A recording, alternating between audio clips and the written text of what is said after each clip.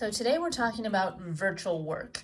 And this is maybe conceptually one of the strangest lectures in that the virtual work is about displacement that doesn't actually happen. And I'll explain how that's different than the differential work. So let's start by thinking about three different types of displacement. You can have a capital delta x, and that's going to be some finite displacement. It's going to have some start point here and some end point here. And that's going to be measurable. So you might have an actual value for this, right? In several cases for ds or something, we might say, here's the beginning and here's the end. But then a dx here with a lowercase d and an x, this is an infinitely small displacement. And we use this when we're thinking about like taking a derivative where now we're going to have in the limit, what we want is to think about small things that in the limit are infinitely small.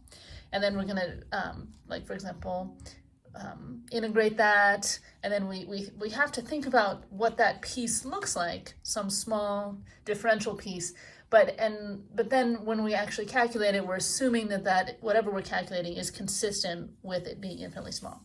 Now, virtual changes in displacement, we're going to use this lowercase Greek delta times x, and that's going to be our imagined perturbation, and we'll do some examples. But the rules are, whatever your imagined perturbation is, it has to be consistent with the constraints of your system. So if you have like a little pinned thing here that's rotating, it has to be perpendicular to the fixed axis, right? Just like the velocity would be, whatever, you wouldn't be able to have it go up from here. You can't have virtual displacements that violate the kinematic constraints. Similarly, if it's rolling, then the virtual displacement has to be in the direction parallel to the surface it's rolling on. But it can be any small change, so we're never going to assign a specific value to our virtual work or our virtual displacements at all. We have to make equations that are true for any value of that small change. All right, so let's put our equation here. This is what we derived last time by just taking the derivative of our work-energy relationships.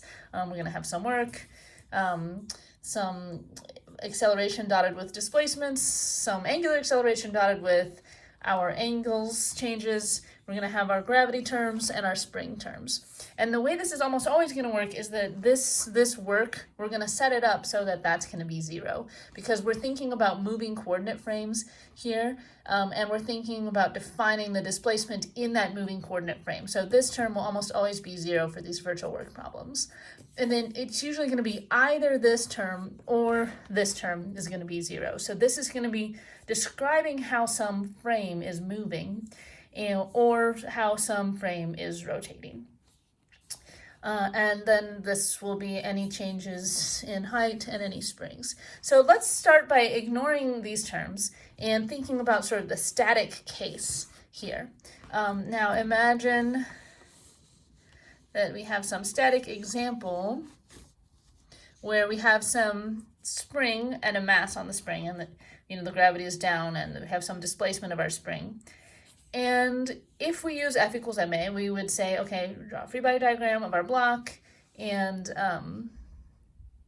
we're going to have some kx is our force up and some mg is our force down. So we know that kx equals mg, so that means that we can solve for x, for example, from this equation.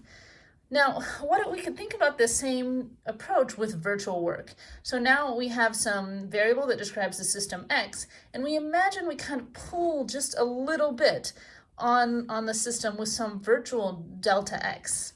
And now if we use this equation, we're going to have our mg virtual change in h plus kx virtual change in x, and we're going to set that equal to 0. And so at the equilibrium point, this is going to be true.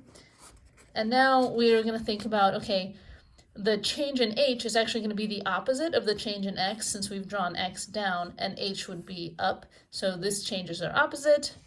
And now if we solve this here, we're going to have negative mg virtual change in x equals kx virtual change in x equals 0. And now we're at the point, because we've related these two, that we could rewrite this as negative mg plus kx virtual change in x equals 0. So the only way this is going to be true is if this term is equal to 0 which brings us back to where we started.